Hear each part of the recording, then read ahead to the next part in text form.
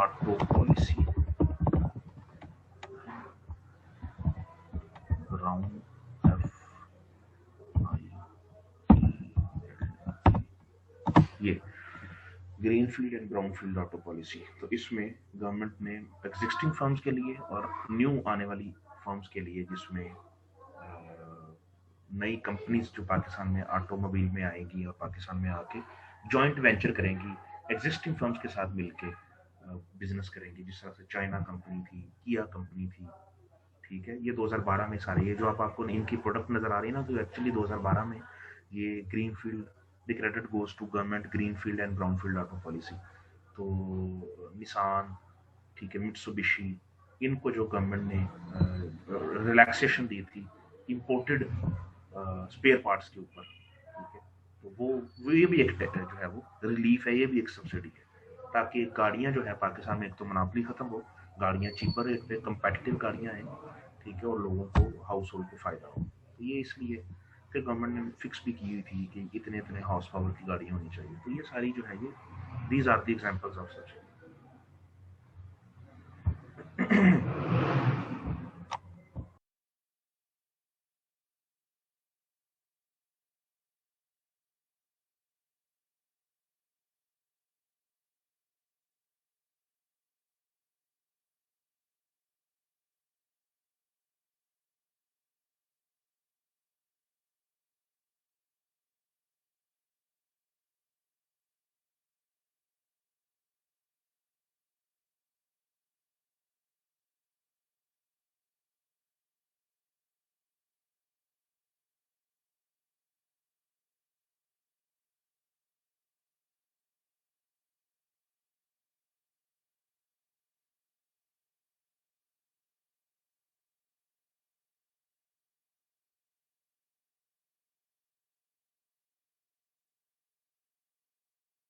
Without discussing the demand, if we discuss supply, the concept of market will not be complete. उसी तरह से जब हम supply को डिस्कस करें and we neglect the demand side, तो फिर भी मार्केट का जो एक सेगमेंट है हम उसे मिस कर देंगे। तो जैसे कि मैंने आपको स्टार्टिंग लेक्चर्स में ये बताया था कि मार्केट की डेफिनेशन की टू कंडीशंस हैं। Market is a place where goods and services are exchanged, and market is a place where prices are settled. So far, as far as the settlement of prices are concerned, it is really important that the demand and supply have to be there simultaneously. So if demand and supply, and if we discuss the demand and supply simultaneously, then definitely there will be a unique price at which the producer are willing to charge and the buyers are willing to pay. So that willingness from both buyers and suppliers instantaneously and simultaneously, then we can say that the market will take place and prices will be settled and the goods will be exchanged between two parties. तो इसके लिए इन दोनों को हमने simultaneously discuss करना है, और यही हमारे इस पूरे कोर्स का पॉइंट ऑफ डिस्कशन है। ठीक है, इस पूरे कोर्स के अंदर हमने एक्चुअली इक्विलिब्रियम को डिस्कस करना है। तो इक्विलिब्रियम दोनों के बगैर पॉसिबल नहीं है। तो ये हमारा आने वाले जो 2-3 लेक्चर हैं वो इस इक्विलिब्रियम के ऊपर जो है वो ऑस्किलेट करेंगे। तो उसको हम इंशाल्लाह इन डिटेल डिस्कस करेंगे, और जिस वजह से मैं थोड़ा सा फियरफुल होता हूँ कि आप लोग क्वेश्चन जो है वो रेज नहीं करते, इस सेंस में भी कि ये आपकी क्लास पार्टिसिपेशन है, इस सेंस में भी कि आप पढ़ रहे हैं कि नहीं पढ़ रहे। ठीक है जी। लेकिन कुछ मुझे पॉलिटिकल आंसर भी मिलते हैं कि जी आपके लेक्चर बड़े वेल डिफाइंड और वेल एक्सप्लेनेटरी होते हैं, तो हमें ज़रूरत नहीं पड़ती है। ऐसी बात नहीं है। स्टूडेंट्स जो हैं वो स्टूडेंट्स ही होते हैं, उनका माइंडसेट भी वही ऐसा ही होता है। तो और वैसे भी आप लोगों का जो है वो नॉन इकोनॉमिक्स बैकग्राउंड है, तो आपके लिए तो हर चीज़ नहीं है। तो आप लोगों की क्लास पार्टिसिपेशन जो है वो कह लें कि बड़ी बहुत कम है, ना होने के बराबर है। ठीक है जी। सवाल ये है कि मिस फरवा और एक आधे लोग और सवाल पूछ लेते हैं, वो भी जो है वो इसरार करने पे। तो बाकी ये है कि आप लोग जो है वो इनको पढ़ें। नेक्स्ट जो आने वाले लेक्चर्स होंगे वो थोड़े से डिफरेंट होंगे, और वो सारे के सारे एक दूसरे के ऊपर लेक्चर जो हैं वो बेस करते होंगे। तो इसलिए आपका इन चीज़ों को क्लैरिफाई करना या क्लैरिटी होना ये बड़ा ज़रूरी है। ठीक है, तो यस इंडीड हम डिमांड एंड सप्लाई को इंशाल्लाह नेक्स्ट लेक्चर में इन डिटेल डिस्कस करेंगे। नेक्स्ट क्वेश्चन है मुआज साहब का। इन्होंने क्वेश्चन पूछा है कि what violets the law of supply. ठीक है, तो एक सेकंड जरा होल्ड करें, मैं आपको आंसर करता हूँ।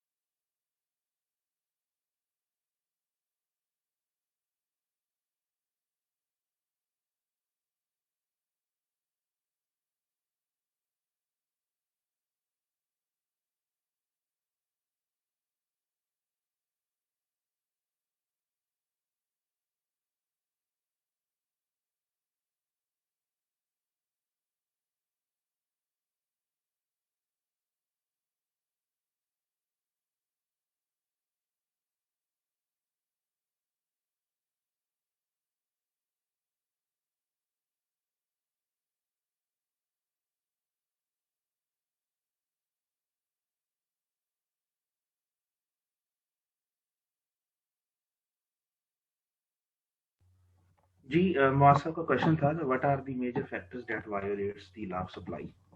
देखिए, वायोलेट तो इस सेंस में तो नहीं कर सकता, और सबसे पहले तो आपको ये डिफाइन करना पड़ेगा कि what do you mean by violation, मतलब वायोलेशन आप किस कंटेक्स्ट में पूछा। यहाँ पे तो काज एंड इफेक्ट की रिलेशनशिप की बात हो रही है कि क्या क्या सप्लाई को काज कर सकते हैं। तो सप्लाई को मेजर फैक्टर भी काज कर सकते हैं विच इज प्राइस, और सप्लाई को अदर फैक्टर्स भी काज कर सकती है। पॉइंट ये है कि जो मेजर फैक्टर काज करेगा तो मूवमेंट अलोंग दी कर्व है, जब अदर फैक्टर्स काज करेंगे तो शिफ्टिंग ऑफ दी कर्व्स, यानी shifting of supply curve will be recorded.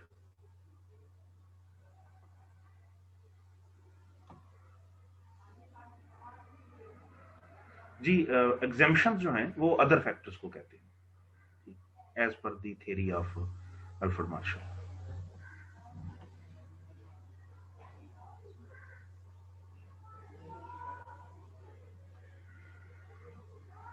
In that sense हम ये कह सकते हैं कि जो अदर फैक्टर्स हैं, चाहे वो डिमांड है चाहे वो सप्लाई है, इनके जो अदर फैक्टर्स हैं वो काज कर सकते हैं और करते भी हैं डिमांड को और सप्लाई को। डिमांड के अदर फैक्टर्स डिमांड को काज करते हैं, सप्लाई के अदर फैक्टर सप्लाई को काज करेंगे। और जब हम इंशाल्लाह नेक्स्ट हम डिस्कस करेंगे law of demand and supply को साइमल्टेनियसली, तो फिर उस वक्त हम देखेंगे कि दोनों के अदर फैक्टर्स वो पूरी स्टोरी को चेंज कर सकते हैं, यानी वो डिमांड को भी करेंगे, सप्लाई को भी करेंगे, अलोंग दी कर्व भी करेंगे और बियॉन्ड दी कर्व भी करेंगे। तो वो एक बड़ा लंबा और डिटेल्ड जो है वो एनालिसिस हो जाएगा। तो वो उस पर फिर मैंने आप लोगों के लिए एक बड़ी जबरदस्त किस्म की असाइनमेंट भी रखी हुई है। तो असाइनमेंट नेक्स्ट में तो नहीं, उससे नेक्स्ट वीक में मोस्ट प्रोबेबली आएगी। तो उसमें हम फिर पूरा फ्रेमवर्क ओपन कर देंगे। हम देखेंगे कि पूरी मार्केट में क्या मैक्सिमम पॉसिबिलिटीज है कि डिमांड और सप्लाई कब कब और किन किन सिचुएशन में कैसे कैसे चेंज हो सकती है, उसके कॉन्सिक्वेंसेस क्या आएंगे, एंड रिजल्ट क्या निकलेगा। तो वो सारी चीजें हम इंशाल्लाह इंट्यूटिवली डिस्कस करेंगे।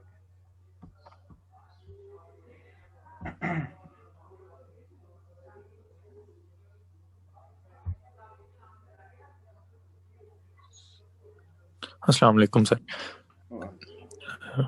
सर ये मतलब लॉ जो वोलेट करता है, ये जो लॉ ऑफ सप्लाई, इसका ये पूछना चाह रहा था कि एग्जाम्पशंस होती हैं कुछ, लाइक ये हर सर्कमस्टेंसेस में तो नहीं ना अप्लाई कर सकती कि हर मतलब हर जगह लॉ ऑफ सप्लाई सेम ही रहेगा। तो सर कुछ एग्जाम्पशन आ जाती हैं लाइक मैंने ये लेक्चर के बाद सर्च किया था कि जो कंपटीशन वगैरह हो जाता है या इस तरह की चीज़ें, उसकी वजह से लॉ ऑफ सप्लाई में सर किस तरह फ़र्क आता है, एग्जाम्पशंस किस तरह बनती है, मैं ये पूछना चाह रहा था। लाइक जनरल था, मतलब टॉपिक से रिलेटेड नहीं था।